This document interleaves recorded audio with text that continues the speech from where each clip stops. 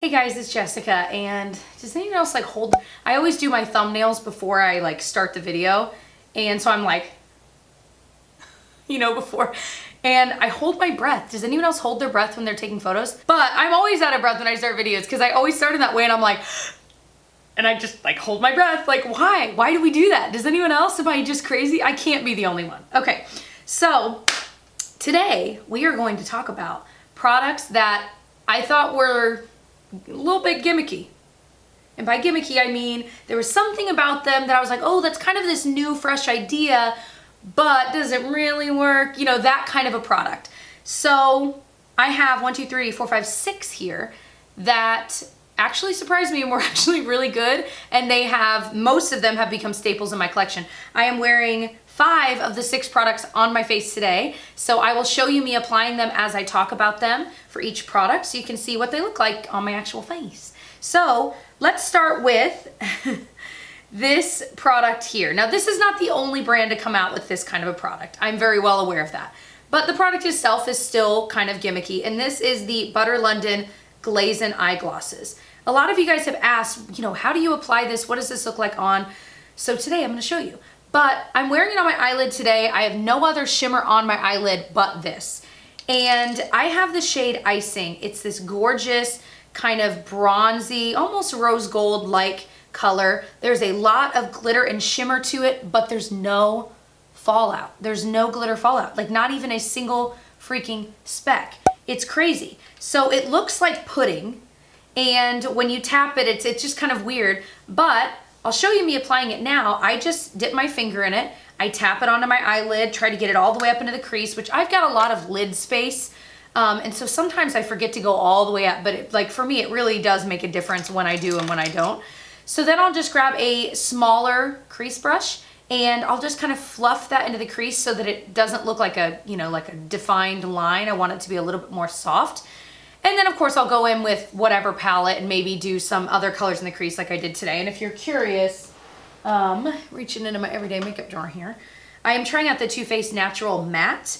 And so if you're just curious how I finished off the look, I used this darker brown Sexpert in the outer corner and a little bit of Au Naturel to just kind of blend it all together. That's it. I really didn't do, I might have used less is more, a little bit of that to kind of blend as well. I think I did.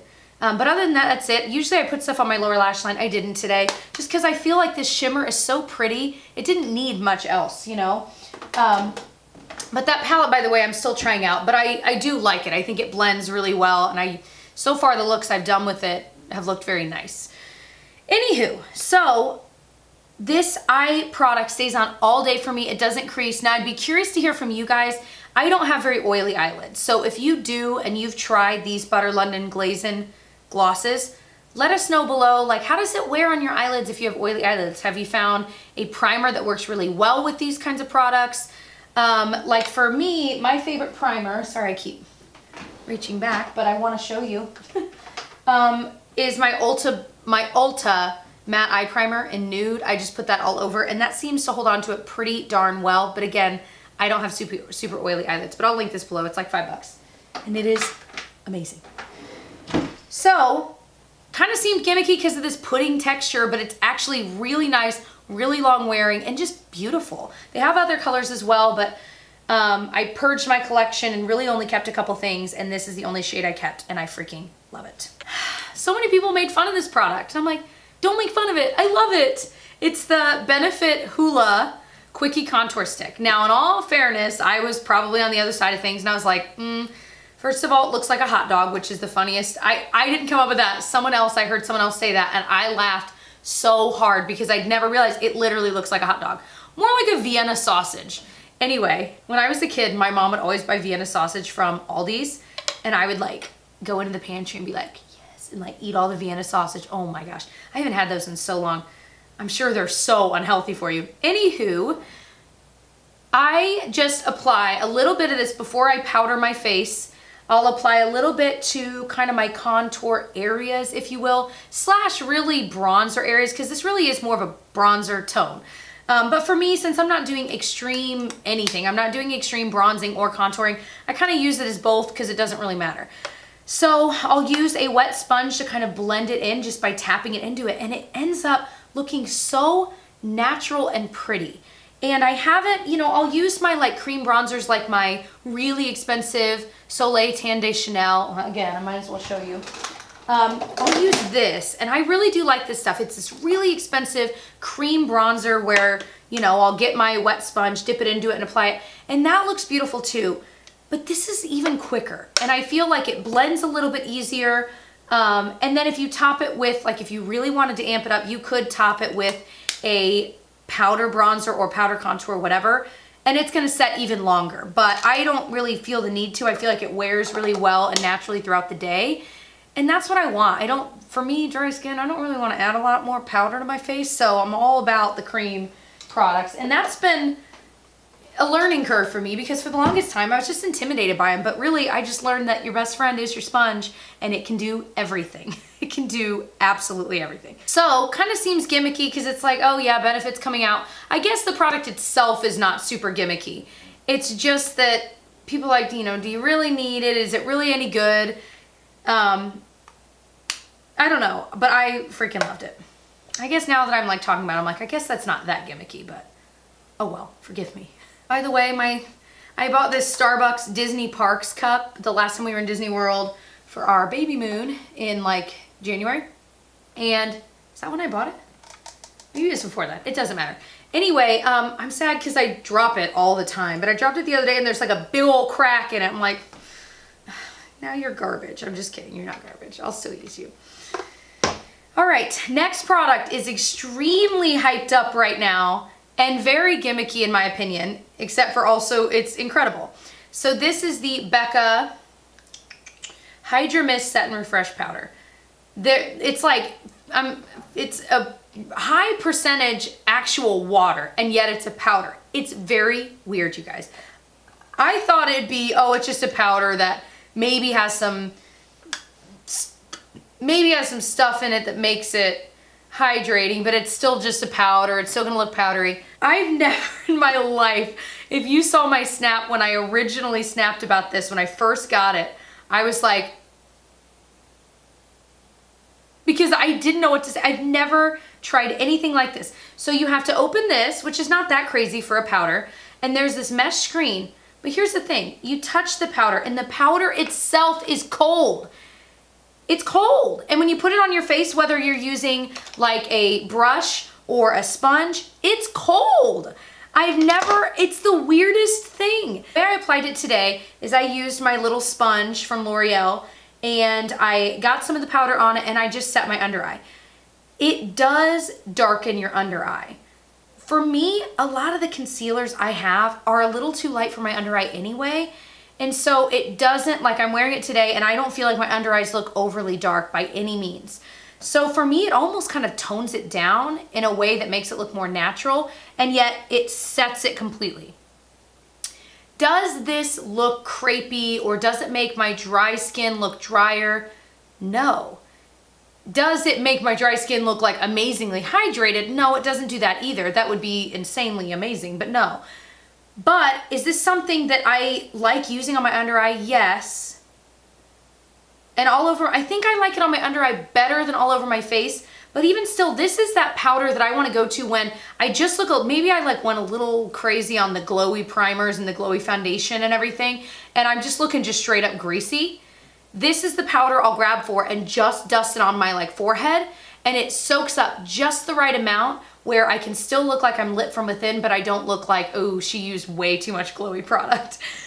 So for that, it has a secure place in my curated collection because I'm finding that I'm reaching for it more and more for that reason. Because I'd much rather be glowy, and so I end up going crazy, and then I'll like go to my bathroom and look and be like, oh my gosh, geez, Jessica, you look crazy. And so then I'll run back, grab this, dust some on, and it's the perfect amount of mattification. I really was impressed with this stuff. It is bizarre. If you can go into a store and feel it, see if you like it. I mean, get a little on your finger maybe and tap it on.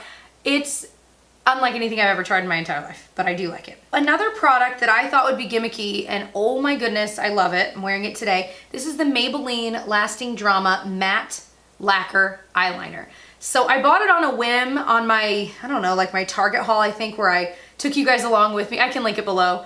Where I took you guys along with me while I shopped at Target.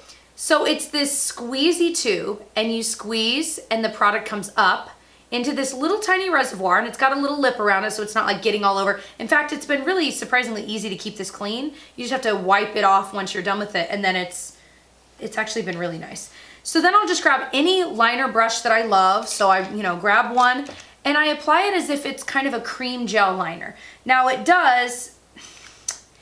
it's certainly more liquid-like, but it's a little bit thicker than just a liquid liner. I mean, it's not just, it's kind of like the consistency of chocolate syrup. Now that sounds crazy, but it kind of is. It's like a liquid, but a little bit thicker. But when you're using it with a liner brush you're already used to using, it's so easy to quickly get a black line. It is very black. It stays all day long. It definitely dries. So much so that I do have to be really conscious when I put it on to, like, before I put on my mascara, I need to brush through it with a lash comb, because right at the base of the lash where this liner dries, it'll hold lashes together. Does that make sense? So I'll brush through it really quickly before I put on my mascara, and it's just fine. But it is something that, because it does just dry down once it's done, you do have to be cognizant of that. But stuff is amazing. Like, it's easier to use, I think, than like a potted gel liner. I think it's just easier to maneuver is really what it is. So if you're more of a beginner, you might want to give it a try. This is the one I'm not wearing today because, well, they're both liners. This is the Essence Cushion Liner. This is literally a cushion drenched in liquid liner. So it is more liquid than the Maybelline one is.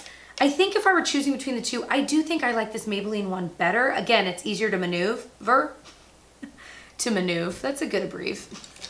Anyway, so then I'll grab my liner brush and dip it in, and I can, do a wing with it because it is really more like a liquid liner. However, it dries out the brush you use. So unless you straight up full on wash your brush right after you use it, like I'll usually, every morning I have my little washcloth for the day, and I will usually just kind of wipe off the brush on there, and then it's fine for the next day, and then I, spot clean it throughout. Anyway, but with this, I mean, even when you do that, it still hardens the brush. So I don't know, I'm reaching for it so much less now that I've discovered this Maybelline one, because I don't feel like messing with having to fully wash my brush every time I use it. Does that make sense? So I think it's not gimmicky. It's really actually fantastic. It's very black, stays on all day. But you do have to just be aware of that. That is something to think about. This is a product that I guess is less gimmicky and more just, it was super hyped up, and no one that I had seen had really done this yet. And it was this RMS Beauty Living Luminizer. Now they have two other shades. They have like a rose gold one, and then they have another one that's called Master Mixer that's just a little bit more golden tone. This one's like white. But what it is it's a highlighter, and it's cream, but it's a very thin layer, very translucent, more like a gloss, but it dries down on your face and stays. And so I've told this story before on my channel, but I'd originally heard about it from like some model was like, oh yeah, for my like effortless beauty, hold on, I'm dropping it. For my effortless beauty, I just like dab a little tiny bit of concealer, and then I'm not making fun of them. It's more jealousy that like I wish I looked that beautiful after just going dab, dab, dab, dab, dab, and then just like walking out the door. Anyway, so with this stuff, she would just dab and then just like dab it here, and it would look spectacular. Well, the thing is, it really does look spectacular. And so that to me is why I was like, this seems gimmicky. Like, it's just this weird clear gloss. Like, there's no way it stays on your skin all day. It totally does. I have it on today. I'll put it on the tip of my nose. And what's amazing about it is there's no glitter or shimmer. It really is kind of like a glossy, youthful look. It's the craziest thing. Now, I did have Master Mixer, and I need to like clean this off. I did have Master Mixer, the different shade, and I ended up getting rid of it because this really, even though it's like, whoa, that's white, it really is appropriate for my skin tone. So you'll have to look at them and decide if you were thinking about buying it, what would be appropriate. This is gonna last me forever. However, it says 12 months, so I need to make sure I'm using this like crazy. But I really do like it. You can also, if you're not comfortable with doing your finger, You could use a clean sponge and tap it that way. That is probably the most foolproof way to apply it. I didn't do it that way today, but what I did notice today is when I applied it, I literally had a strip and I had to like take a second to kind of blend it in. But when I apply it just with my sponge to those areas, it ends up looking really flawless. So that's just something, again, to think about. Those were very thorough explanations. I'm realizing I only talked about 6 products, but that was like kind of a long video for that. So I hope you enjoyed this style of video. If you did, let me know by giving it a thumbs up, and I can work towards maybe exploring some more gimmicky products, whether they're worth it or not. And other than that, I hope you'll subscribe and tap that notification bell so you get notified when I upload new videos. And I'll see you guys in my next one. Bye.